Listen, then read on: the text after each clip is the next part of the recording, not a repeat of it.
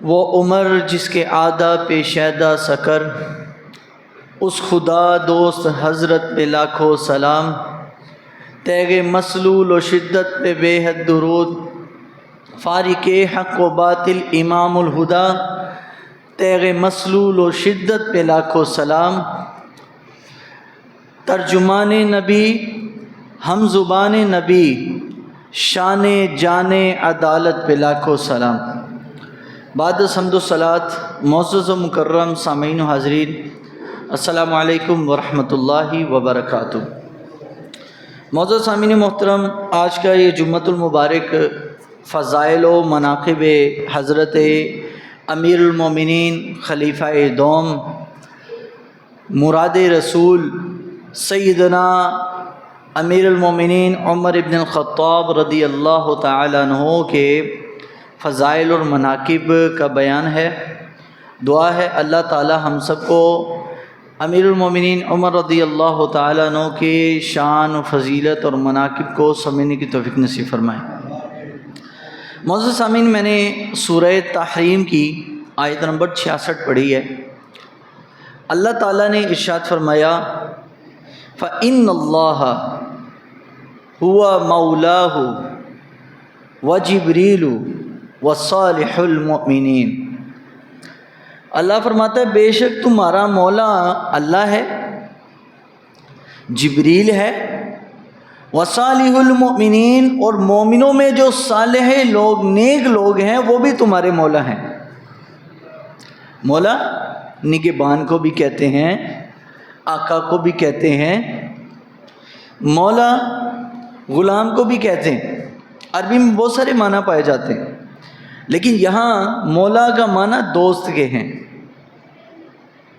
دوست کے، جس کو ہم ولی کہتے ہیں، ولی دوست، اللہ کے دوست۔ تو اللہ نے فرمایا بے شک تمہارا رب بھی تمہارا دوست ہے، وجبریل، اور جبریل بھی تمہارا دوست ہے، وصالح المؤمنین، اور جتنے مومن صالحین ہیں وہ سب تمہارے دوست ہیں۔ تو جب یہ آیت کریمہ اتری، حضرت مکحول فرماتے ہیں کہ سمعت موسیٰ بن عمیر قال سمعت مکحولا یقول وسأل رجل عن قول اللہ تعالی۔ حضرت مکحول رضی اللہ تعالیٰ عنہ یہ تابعی ہیں، قرآن مجید کی اس آیت کی وضاحت پوچھی کہ یہ جو قرآن میں آیا کہ رب بھی تمہارا مولا ہے، جبریل بھی ہے اور مومن بھی ہے، یہ مومن سے مراد کون مومن ہے؟ سارے مومن ہیں، جتنے کلمہ کو مسلمان ہیں وہ سارے مولا ہیں؟ فرمایا نہیں۔ فرمایا حدثنی ابو امامہ انہ کما قال اللہ تعالی قال اللہ مولاہ وجبریل وصالح المؤمنین ابو بکر وعمر۔ فرمایا صالح مومن جس کو قرآن نے قرار دیا، اس سے مراد حضرت سیدنا عمر رضی اللہ تعالیٰ عنہ، حضرت ابو بکر صدیق ہے۔ آج ان ہستیوں پر بھی لوگ جرح کر رہے ہیں، ان ہستیوں پر بھی جرح کی جا رہی ہے، ان کے نعوذ باللہ عیب نکالے جا رہے ہیں۔ ہمارے سنی باہر کی بات نہیں کر رہے، یہ ہمارے سنی ان پر ڈیبیٹ کر رہے ہیں کہ جی وہ ان کے بارے میں تو یہ بھی لکھا ہوا ہے کتابوں میں، تو لکھا ہوگا بھائی، جھوٹ سچ کتابوں میں سب آیا، لیکن ہم نے وہ ماننا ہے جو آقا دو عالم علیہ السلام کے صحابہ نے مانا، حضور نبی کریم صلی اللہ علیہ وسلم کے صحابہ نے مانا۔ اب آئیے اگلی روایت ایک میں آپ کے سامنے پیش کرتا ہوں۔ حضرت سیدنا عمر رضی اللہ تعالیٰ عنہ ابو وائل فرماتے ہیں کہ غزوت مع عمر رضی اللہ تعالیٰ عنہ الشام۔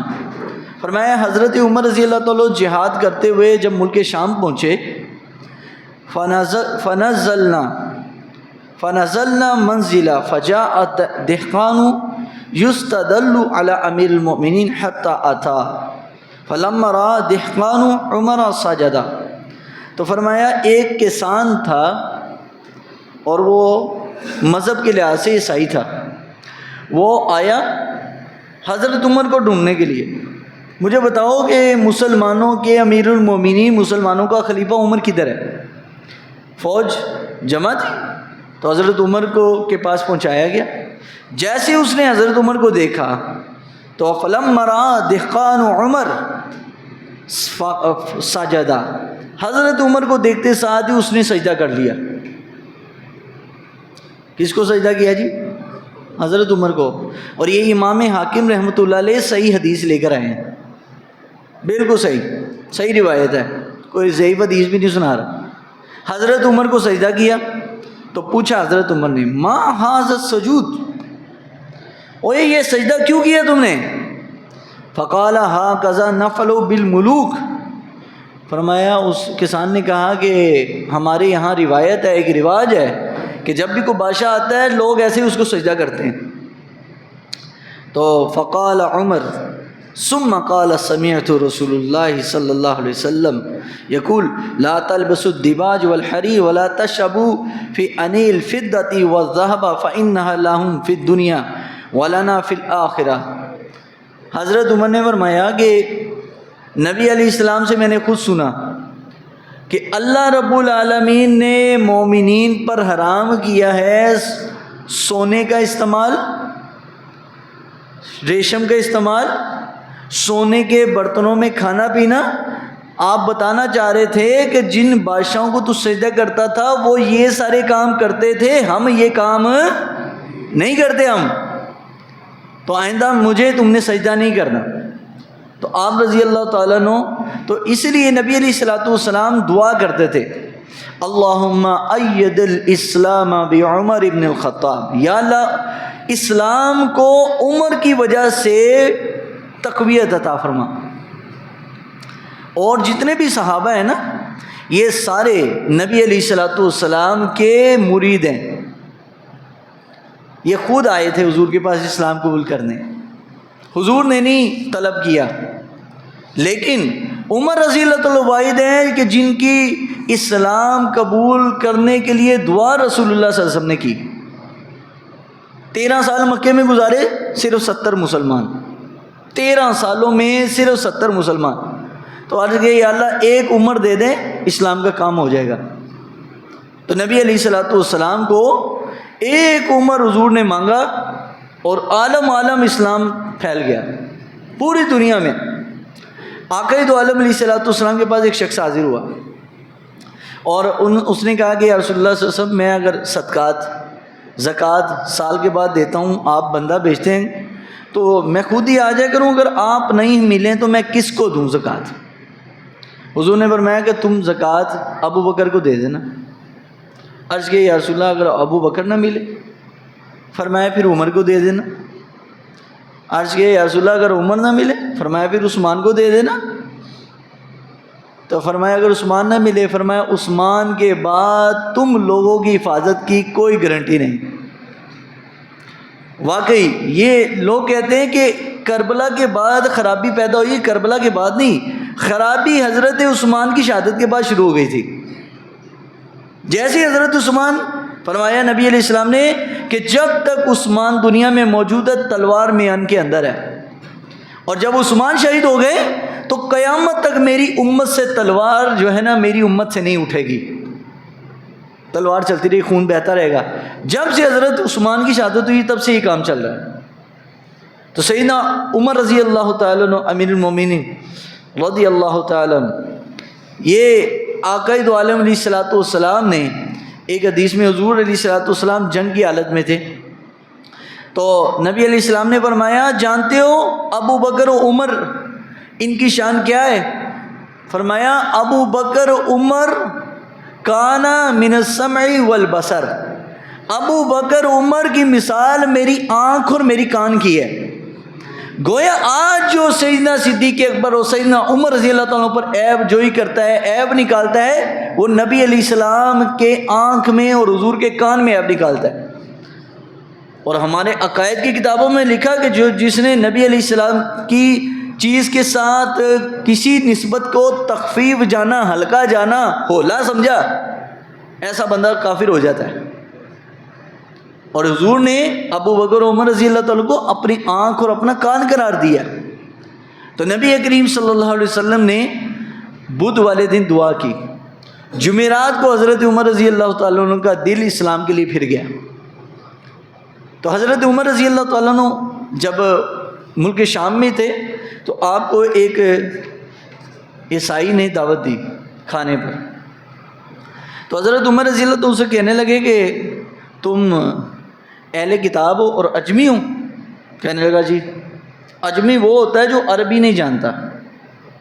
اہل عرب ایک قوم ہے اور عجم پوری دنیا کی قومیں وہ ایک علیحدہ قوم ہے. دنیا میں دو ہی قومیں ہیں، عرب اور عجم. تو نبی علیہ السلام حضرت عمر رضی اللہ تعالیٰ نے اس کو بولا کہ تمہارے گھر میں، اجمیوں کے گھر میں ایک رواج ہے بہت برا کہ تم لوگ گھروں میں تصویریں لگاتے ہو. تو میں نے تمہارے گھر نہیں جانا. اب تصویر سے یاد آیا، ساڈے گھر سنیاں نے بھی لائی ہیں غوث پاک دی تصویریں ہے، داتا صاحب دی تصویریں، اور بڑی عقیدت سے لگاتے ہیں. اور کئی گھروں میں تو میں نے یہاں تک جہالت دیکھی، اس پر پھول بھی ہندوؤں کی طرح انہوں نے لٹکایا ہوتا ہے ہار کوئی نہ کوئی. اور حضرت عمر کیا کہہ رہے ہیں؟ ایسے گھر میں میں نے جانا نہیں جہاں پہ تصویر ہو، کیونکہ حضور علیہ السلام کا فرمان ہے کہ دو طرح کے لوگ جس گھر میں ہوں گے اس گھر میں اللہ کی رحمت کے فرشتے نہیں آتے. ایک جہاں ناپاک شخص جس گھر میں ہو، پلیت پھر رہا ہو، غسل نہ کرے، غسل کیے کے بغیر ہی پھر رہا ہے حالت جنابت میں، وہاں بھی فرشتے نہیں آتے اللہ کی رحمت کے. تو گھر میں برکت کیسے آنی ہے بھائی؟ جس گھر میں آقا دو عالم علیہ الصلوۃ والسلام نے فرمایا تصویر ہوگی وہاں بھی فرشتے نہیں آئیں گے. یہ دونوں جگہیں تو ہمارے سنی اکثر جناب تصویریں بھری ہوئی ہیں گھروں میں. اے جی خواجہ معین الدین چشتی کی تصویر ہے. اب تو نعوذ باللہ من ذالک، یہ ابھی 18 ذی الحجہ گزرے انٹرنیٹ سوشل میڈیا پر، اور اب تو یہ عام ہو چکا ہے. حضرت علی کی تصویریں بنا لی ہیں جی، امام حسین کی بنا لی ہیں، دیکھی ہوگی آپ لوگوں نے. بی بی فاطمہ تک کی تصویر بن چکی. اور ہمارے بولے بالے سنی بڑے مزے سے شیئر کر رہے ہیں اس کو. اور دو شخصوں کی تصویر بنائی ہوئی ہے، خیالی تصویر، ایک نے دوسرے کا ہاتھ پکڑا ہوا ہے اور بتا رہے غدیر خم ہے، یہ نبی صلی اللہ علیہ وسلم میں نعوذ باللہ، اور یہ حضرت علی ہیں. اور بھائی پھر ڈینمارک کے اور ہالینڈ کے وہ جو گستاخ ہے جو ہاکے بناتے تھے، یا فرانس کے گستاخ، ان میں اور تم میں کیا فرق ہے؟ تم نے بھی حضرت علی کی اور نبی علیہ السلام کی تصویر بنا دی، اہل بیت کی بنا دی، اور انہوں نے بھی بنا دی. فرق کیا پھر؟ تم بھی انہی کی طرح گستاخ نکلے. تو حضرت عمر نے کیا فرمایا کہ تم اجمیوں کے گھروں میں لوگوں کی تصویریں بنی ہوتی ہیں، میں نے نہیں آنا تمہارے گھر. ہاں اگر تم نے کھانے کی مجھے دعوت دی ہے میں قبول کرتا ہوں، لیکن کھانا تم یہاں لے کے آؤ. اس نے کہا نا کہ نبی علیہ السلام بھی تو خیبر میں ایک عورت کی دعوت پر چلے گئے تھے، یہودی عورت نے دعوت کی تو حضور چلے گئے. اس نے لا کے زہر بھی ڈالا ہوا تھا، اور اسی کی وجہ سے 60-70 کے قریب صحابہ اکرام شہید ہوئے.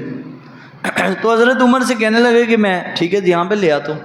تو حضرت عمر رضی اللہ تعالیٰ نے جو وہ کھانا اس نے گھر میں بنایا وہ پیش کیا. حضرت عمر اس کو کھا لیا.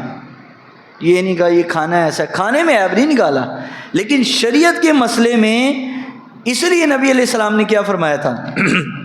یہ مشہور حدیث ہے. لوگ آج کہتے ہیں کہ آقا دو عالم علیہ الصلوۃ والسلام نے فرمایا ترکتم فیکم الثقلین، میں تمہیں دو چیزیں چھوڑ کے جا رہا ہوں، ایک اللہ کا قرآن ہے اور دوسرا میری اہل بیت ہے، ان کی پیروی کرنا. اچھا وہاں پیروی کا لفظ نہیں ہے، حضور نے فرمایا دو باری چیزیں میں دے کے جا رہا ہوں، اس کو تھام لینا، مطلب اس کے ساتھ تعلق رکھنا. یہ نہیں فرمایا کہ تم نے ان کی پیروی کرنا اسی طرح.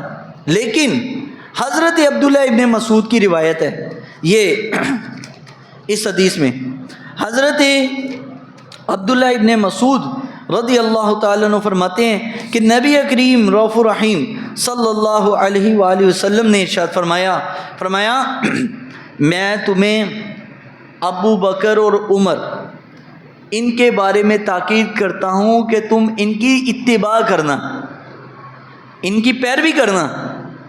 لوگ کہتے ہیں کہ پیروی کا لفظ ہی نہیں، حضور نے تو کہیں نہیں کہا کہ تم صحابہ کی پیروی کرنا، کیوں نہیں حضور نے فرمایا؟ نبی علیہ السلام نے فرمایا علیکم بسنتی، تم پر میری سنت بھی لازم، وسنت الخلفاء الراشدین المہدیین، اور خلفائے راشدین کی سنت بھی تم پر کیا ہے؟ لازم ہے۔ یہ نبی علیہ السلام کی واضح فرامین صحیح حدیث کے اندر۔ تو لوگ کہتے ہیں فقط قرآن اور فقط اہل بیت، میں نے کہا قرآن بھی، اہل بیت بھی، اور نبی علیہ السلام کے خلفائے راشدین بھی، یہ بھی لازم ہے، کیونکہ ان سب کو وہ بابا جی کیا خوب بات فرماتے تھے کہ ہم نے لوگوں نے اہل بیت کو پکڑا، نبی بھی چھوڑ دیے، صحابہ بھی چھوڑ دیے، کسی صحابی کو پکڑا، اہل بیت بھی چھوڑا، نبی کو بھی چھوڑا۔ فرمایا ہم نے حضور کی وجہ سے ہی اہل بیت کو مانا ہے اور حضور کی وجہ سے صحابہ کو مانا ہے، دونوں کی عظمتیں اور شانیں فقط رسول اللہ صلی اللہ علیہ وسلم کی وجہ سے ہے، اور کوئی بات نہیں۔ حضرت عمر رضی اللہ تعالیٰ کے بارے میں ایک روایت امام سیوطی نے بیان کی کہ نبی علیہ الصلوۃ والسلام کی بارگاہ میں جبریل حاضر ہوئے، اور جبریل علیہ الصلوۃ والسلام سے حضور نے پوچھا جبریل بتاؤ مجھے ذرا عمر رضی اللہ تعالیٰ عنہ عمر کیسے ہیں؟ عمر کی تعریف کوئی سناؤں میں؟ اب جبریل سنانے والے جبریل اور سننے والے اللہ کے رسول صلی اللہ علیہ وسلم۔ آقا دو عالم علیہ السلام سے جبریل عرض کرنے لگے یا رسول اللہ صلی اللہ علیہ وسلم عمر کی بڑی شان و عظمت ہے، بڑی عظمت ہے، بڑی اللہ کے بارگاہ میں مقام ہے، لیکن ایک مثال سے میں بتاتا ہوں کہ کتنا بڑا مقام ہے عمر کا۔ فرمایا آقا دو عالم علیہ السلام نے حضرت جبریل کہنے لگے یا رسول اللہ اگر میری زندگی اللہ مجھے حضرت نوح جتنی دے، 1000 برس میری عمر ہو، تو فرمایا پیدائش سے لے کر اور دنیا سے جانے تک 1000 سال میں عمر کی تعریف ہی کرتا رہوں، حضرت نوح کی زندگی ختم ہو جائے لیکن عمر کی تعریف نہ ختم ہو۔ یار اگر حضور کی بارگاہ مقدسہ میں خدمت کرنے والے عمر کی یہ شان ہے تو جس کو رب نے کہا وَرَفَعْنَا لَكَ ذِكْرَكَ، ان کی عظمت و شان کا کیا عالم ہوگا؟ یہ شان ہے خدمت گاروں کی، سرکار کا عالم کیا ہوگا؟ اور حضور کی شان کا تو پھر بڑا، یہ عظمت حضرت عمر کو حضور کی وجہ سے ملی ہے۔ ہم یہ نہیں کہتے کہ حضرت عمر پیچھے سے اپنے گھر سے لے کر آئے ہیں یہ عظمت، یہ شان، یہ فقط حضور کی نسبت کی وجہ سے، اور اگر حضور کی نسبت نہ ہوتی تو حضرت عمر کی یہ شان نہ ہوتی۔ اسی طرح اہل بیت ہوں، اصحاب رسول ہوں، خلفائے راشدین ہوں، سب کی عظمتیں اور شانیں اور سب کے کمالات صرف حضور کی وجہ سے ہے، بس اتنا سمجھ لو۔ پھر چاہے ربیع الاول ہو، چاہے محرم ہو، تو چاہے سفر ہو، آپ پھر ہر فلسفے کو سمجھ جاؤ گے کہ یہ عظمتیں اور شانیں صرف سرکار کی وجہ سے ہے۔ تو نبی علیہ الصلوۃ والسلام حضرت عمر کے بارے میں فرمایا عمر ان اللہ ینطق علی لسان عمر، عمر تیری زبان پر رب بولتا ہے، تیری زبان پر رب بولتا ہے۔ اب میں اس کو اور ذرا تھوڑے سے آسان کر دوں ان الفاظ کو۔ حضور نے فرمایا کہ بندہ فرائض کی پابندی کرتا ہے پھر بندہ اللہ کے قریب ہوتا ہے، نفل کی کثرت کرے گا تو اللہ اس کو یہ مقام عطا کر دیتا ہے کہ اس کا بولنا رب کا بولنا، اس کا دیکھنا رب کا دیکھنا، اس کا سننا رب کا سننا ہے۔ یہ عام بندے کے لیے ہے، ولی اللہ کی بات کر رہا ہوں، صحابی تو نہیں ہے نا، ولی اللہ اگر یہ عمل کر لے تو اس کا بولنا رب کا بولنا ہو جاتا ہے، یعنی وہ زبان سے جو بولتا ہے جیسے رب کن کہتا ہے کام ہو جاتا ہے، وہ بھی زبان سے لفظ نکالتا ہے اللہ پورا کر دیتا ہے۔ تو حضور نے حضرت عمر کے بارے میں کیا فرمایا؟ عمر تیری زبان پر رب بولتا ہے۔ اب پہلا حکم جو حضرت عمر کے خواہش پر رب نے اتارا، مسلمانوں کی بیٹیاں بھی ایسے ہی کچھ پردہ کرتی تھی کچھ نہیں کرتی تھی، کیونکہ پردے کا حکم ہی نہیں تھا، تو حضرت عمر کے دل میں خیال آیا کہ مسلمان عورتوں میں اور کافروں کی عورتوں میں کچھ فرق تو ہونا چاہیے نا. تو یہ عرض کیا یا رسول اللہ صلی اللہ علیہ وسلم کو مسلمانوں کو بتائیں کہ یہ پردہ اپنی بچی کو. فرمایا عمر جب تک رب کا حکم نہیں آیا تو میں کیسے حکم دوں. تو حضرت عمر رضی اللہ تعالیٰ کی خواہش پر پہلا حکم پردے کا اترا سورہ نور کے اندر. یہ حضرت عمر کی خواہش پر وہ آیت اتری. پھر مقام ابراہیم کو مصلی بنانا، یہ حضرت عمر کی خواہش تھی کہ یا رسول اللہ جب مکہ میں ہم نماز پڑھے نا تو امام کو مقام ابراہیم کے سامنے کھڑا ہونا چاہیے. اس لیے آج بھی دیکھ لو حرم شریف میں جہاں جماعت امام کراتا ہے، حالانکہ وہ پیچھے ہوتا ہے اور لوگ وہ 3 سائڈوں سے قریب ہوتے ہیں کعبے کے، جس سائڈ پر امام ہوتا ہے وہ پیچھے، لیکن وہ بالکل مقام ابراہیم کی سیدھ میں کھڑا ہوتا ہے. یہ حضرت عمر کی خواہش تھی. اور تیسرا حکم، نبی علیہ السلام عبداللہ ابن ابی کے جنازے پر گئے. حضرت عبداللہ جو ان کے بیٹے، عبداللہ بن ابی کا بیٹا سچا مسلمان صحابی. عجیب منظر ہے بھائی، باپ منافقین کا امیر ہے، رئیس المنافقین عبداللہ ابن ابی. نمازیں حضور کے پیچھے ہی پڑھی ہیں، اور نمازہ نے نہیں بخشوانا، اندر سے صاف نہیں جب تک ہو گئے نمازیں بھی قبول نہیں ہیں. اندر سے جب تک گند نہیں نہ نکلا، ہیں جی، اوپر سے دھوتے رہے اپنا آپ، چہرہ اپنا دھوتے رہے، اور لیکن دل نہ دھویا تو فائدہ کیا بھائی؟ دل نہ دھویا تو کچھ فائدہ نہیں.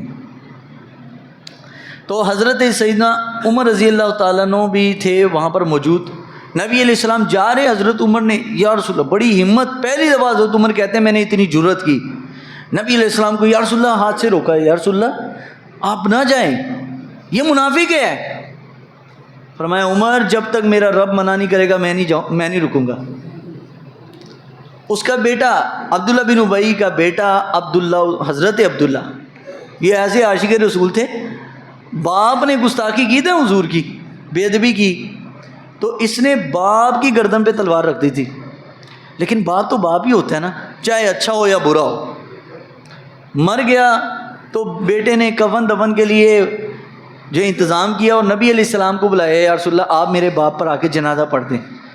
تو ایک دفعہ جو عبداللہ بن ابی ہے منافق ہے، کدی کدی منافق بھی چنگا کام کر دیندے نے، لیکن وہ ہوتا تو منافق ہی ہے نا، وہ کرتا اسی غرض سے کہ منافقت ہے.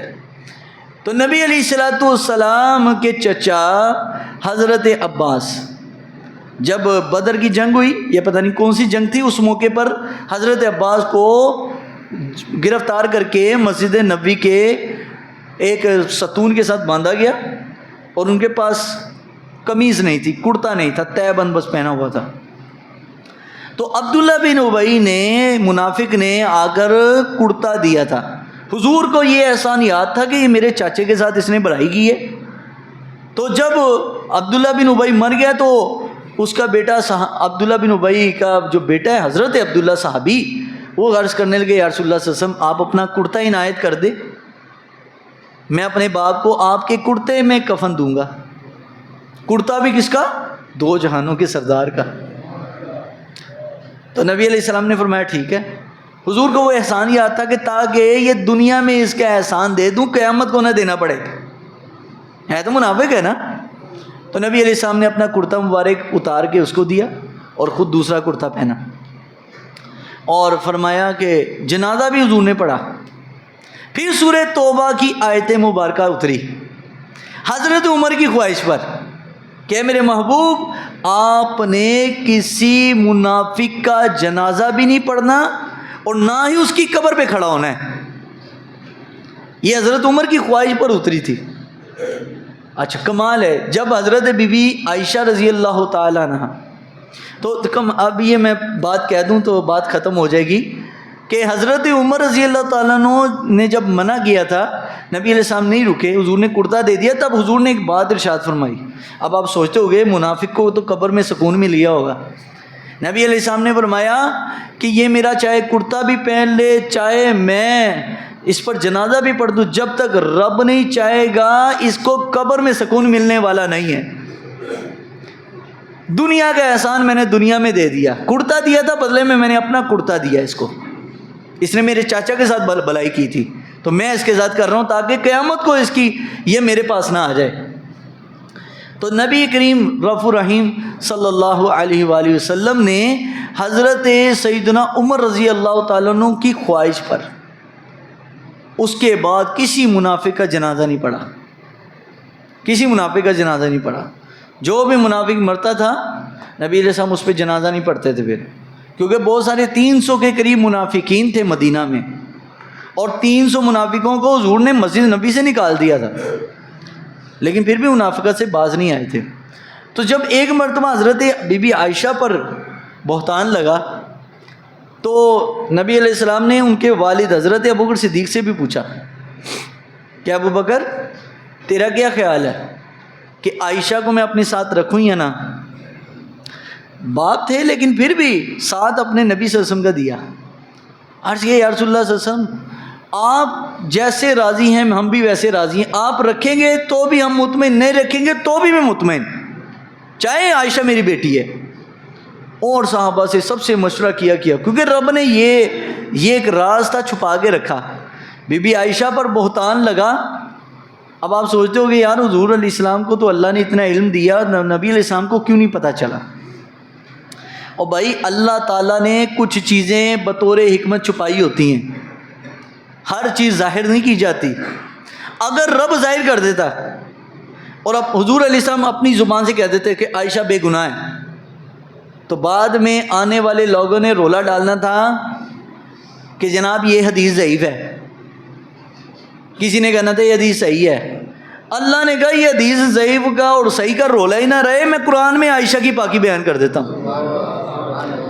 بی بی عائشہ کی پاکیزگی پر قرآن کی آیت بھی حضرت عمر کی خواہش پر اتری۔ حضرت عمر کہنے لگے، سب سے آخر میں حضرت عمر نے رائے دی اپنی، یا رسول اللہ صلی اللہ علیہ وسلم بی بی عائشہ کے ساتھ آپ کا نکاح کس نے کیا؟ تو نبی علیہ السلام فرمایا عمر یہ کیسے ہو سکتا ہے کہ میں اللہ کی مرضی کے بغیر بول نہیں سکتا تو رب کی مرضی کے بغیر میں نکاح کیسے کروں گا؟ کہ جب عائشہ رضی اللہ تعالیٰ اس کے نکاح نہیں ہوا تھا، ایک جنت کے ریشمی رومال کے اندر نبی پاک کی بارگاہ میں بی بی عائشہ کی صورت پیش کی گئی اور دکھایا گیا، یا رسول اللہ یہ آپ کی ہونے والی بیوی ہے، تو اللہ پوچھ رہا ہے کہ آپ کو قبول ہے؟ تو عرض کیا یا رسول اللہ اللہ نے آپ کا نکاح کیا ہے؟ تو حضرت عمر نے بڑی بات کہی، عرض کیا یا رسول اللہ صلی اللہ علیہ وسلم جب رب نے آپ کا نکاح کیا تو اللہ پاک لوگوں کے لیے پلیت عورتیں نہیں رکھا کرتا۔ الخبیثات للخبیثین والخبیثات للخبیثین والطیبات للطیبین والطیبون للطیبات، نیک مردوں کے لیے نیک عورتیں، پاک عورتوں کے لیے پاک مرد، اور ناپاک اور نجس عورتوں کے لیے نجس مرد۔ یہ قرآن کا فیصلہ ہے۔ تو فرمایا یہ عرض کیا یا رسول اللہ جب رب کا فیصلہ ہے کہ میں پلیتوں کو پلیت لوگوں کے نکاح میں پاک عورتیں نہیں دیتا، شاذ و نادر کبھی ہو جاتا ہے ایسا، جیسے فرعون کے نکاح میں جو حضرت موسیٰ علیہ السلام کی جنہوں خدمت فرعون کی بیوی نیک تھی، لیکن حضرت سیدنا عمر رضی اللہ تعالیٰ عنہ کی خواہش اور رائے پر بی بی عائشہ کی پاکیزگی رب نے قرآن میں بیان کی ہے۔ اسی طرح مال غنیمت کا مسئلہ تھا، اور بدر کے جو لوگ تھے ان سے فدیہ لینے کا مسئلہ تھا۔ یہ ساری آیتیں حضرت عمر، تقریباً 28 احکامات قرآن کے وہ ہیں جو حضرت عمر کی خواہش پر اترے، 28 باتیں۔ تو اسی لیے نبی علیہ السلام نے ارشاد فرمایا کہ ابو بکر و عمر سیدہ کہول اہل الجنہ، حضور نے فرمایا ابو بکر و عمر جنت کے بوڑھے لوگوں کے سردار ہیں۔ اب سوال یہ ہے، اور دوسری کمپنی ہے نا کالی کمپنی، بلیکیوں کی طرف سے ایک اعتراض بھی ہوتا ہے کہ جناب جنت میں تو کوئی بھی بوڑھا نہیں ہوگا.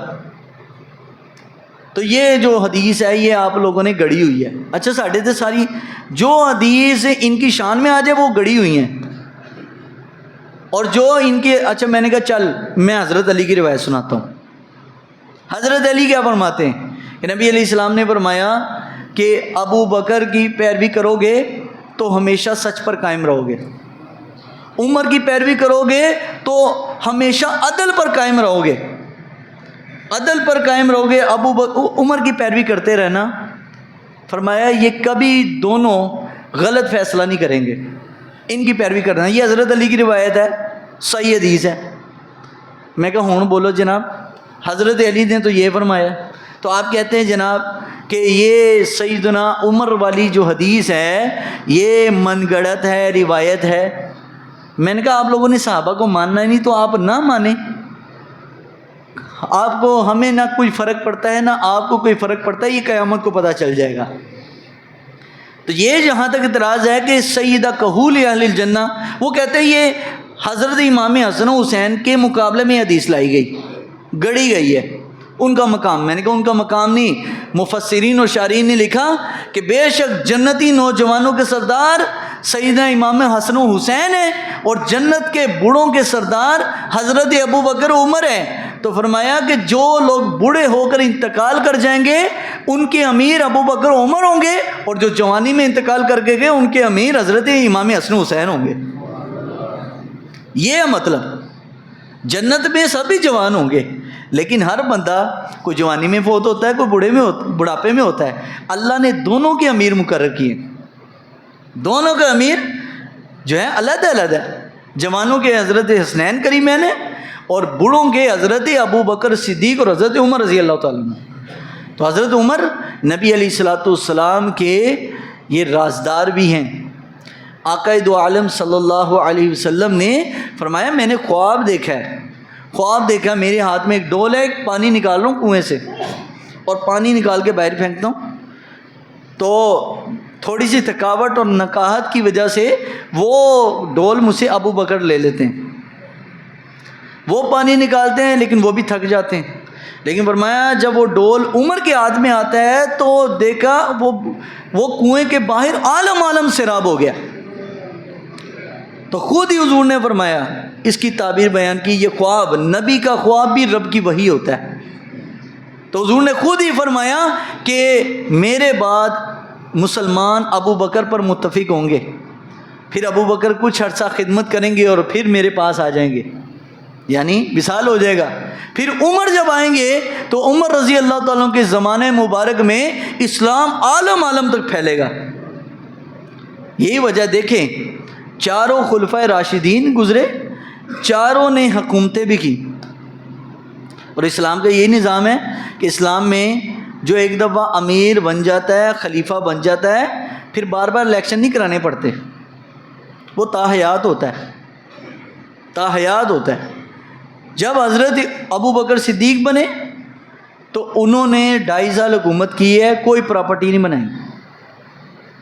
حضرت عمر نے رضی اللہ تعالیٰ عنہ 10 سال اور کچھ ماہ آپ نے حکومت کی, تقریباً 11 سال بنتے, کوئی پراپرٹی نہیں بنائی, کوئی مال و زر, کوئی زمینیں نہیں چھوڑی, کوئی پلاٹ نہیں چھوڑے. حضرت عثمان 12 سال کوئی حکومت سے فائدہ نہیں لیا بلکہ اپنی جیب سے خرچ کیا, تاجر بھی تھے, مال و متاع پہلے سے ہی تھا ان کے پاس. حضرت علی کی حکومت دیکھیں, سیدنا علی رضی اللہ تعالیٰ عنہ اپنے دور حکومت میں سوکھی روٹی کھا رہے ہیں, کوئی پراپرٹی نہیں بنائی. تو اسلام جب تک خلافت علی منہاج نبوہ پر رہا تو عوام سکھی تھی اور حکمران غریب تھے. آج کیا حالت ہے, عوام بیچاری پس رہی ہے. 200 یونٹ 3000 دا تے 201 یونٹ 8000 دا, اور کیا ان کی عیاشیوں کی وجہ سے. کوئی یہ عوام کوئی عیاشی تھوڑی کری بیچارے, تو آج لوگ پنکھا لگانے کے روادار نہیں کہتے بھائی ابھی بند رہے نہیں تو بل آ جائے گا. لیکن حضرت عمر کا دور حکومت ہے, سیدنا عمر کیا فرمایا تھی, فرمایا اگر فرات کے کنارے اگر کتا بھی پیاسا مر گیا تو عمر سے پوچھا جانا قیامت کو. تو انشاءاللہ اگلے جمعے اس کی تشریح کریں گے کہ حضرت عمر کے دور خلافت میں کیا کیا فتوحات ہوئیں اور انہوں نے اپنے زمانے میں اپنے لوگوں کی خدمت کیسے کی، اپنی عوام کو سکھی کیسے رکھا۔ اللہ تعالی ہمیں عمل کی توفیق عطا فرمائے۔